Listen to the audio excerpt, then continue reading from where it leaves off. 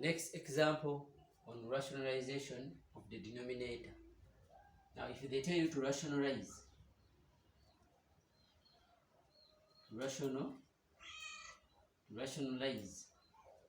the denominator of this number, for example, you have 1 plus 2 divided by 1 minus root 2. If you want to rationalize the denominator of this number, it's not the same as what we did in the last episode. Now the solution for this number is going to be 1 plus 2 divided by 1 minus root 2. Now what you do here, the down part is what you're going to multiply as we did the last time. But if you have a minus or plus, you change accordingly. For example, here we are having a minus, then we change to a plus, and if it is a plus, we change to a minus. So since we have a minus, so we change to a plus, becomes a plus root 2, then you divide by 1, then a plus root 2. That's the difference from the other example. If you have a plus, minus. If you have a minus, you put plus in the multiplication. Now let us solve. It is 1 plus 2, then you are multiplying a 1 plus root 2, like that. So divide by, as we did, a 1 minus root 2, then a 1 plus root 2, like that. So you just extrapolate this one, then you numerator, numerator, denominator, denominator. Now 2 plus 1, 1 plus 2 is a 3. So you are multiplying a 1 plus root 2, like that. So you divide by. So this figure down, this one is multiplying the whole thing, and this negative root 2 is also multiplying this one. So what you do, you say 1, then you multiply 1 plus root 2, like that. It is this one multiplying the whole thing. Then also this one, negative root 2. Negative root 2 is also multiplying the whole thing, 1 plus root 2, like that. So this one multiplies this one, again this one multiplies again this one. So that's what I have done. So 3 times multiplying this one, it will be a 3, open bracket, 1 plus root 2, like that.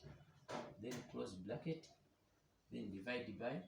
Here, 1 times this, you get 1, plus 1 times root 2, you get root 2, like that. Then negative 2 minus, negative root 2 times 1, get a negative root 2, like that.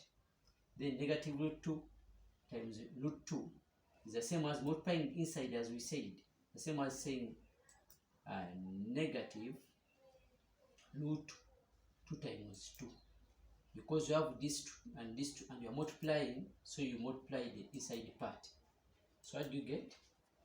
You will get a 3. 1 times 3 is a 3. Then plus 3 times root 2, you get a 3 root 2. This 3 cannot multiply inside here. The 3 multiplies the one hidden one there, the coefficient of root 2. So it is like that. Then you divide by.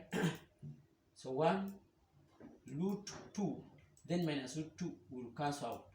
They will cancel out. So remain with 1. This and this have cancelled out.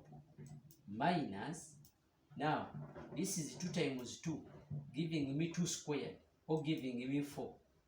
And 4 it is 2 squared. Let us first write 4. It is giving me 4. But 4 it is the same as writing 2 root 2 squared, as we said in the last episodes of indices. So 3 plus 3 root 2, like that. Then you divide by 1 minus root 2 squared, like that. So this one will cancel out with that one, because 4 it is 2 squared, so this root goes with that one. So you end up having 3 plus 3 root 2, like that. So you divide by 1, then you have remained with the layer 2. So we'll be having a 3 plus 3 root 2, then divide by a negative 1, like that. So this one will just go up there, it will become negative, and it becomes negative there. So it is a negative 3 minus 3 root 2 as our answer. Now I'm giving you an exercise on that number so that you can practice. So you just change. I'm going to give you an exercise here. You just change this one. You change this one to become a root 2 minus 1. And change this one to become a 2. And here becomes a 3. Like that. You do this one as an exercise. And remember, take a picture, send on this number, and I see whether you have got it correct. Have a nice day. Goodbye.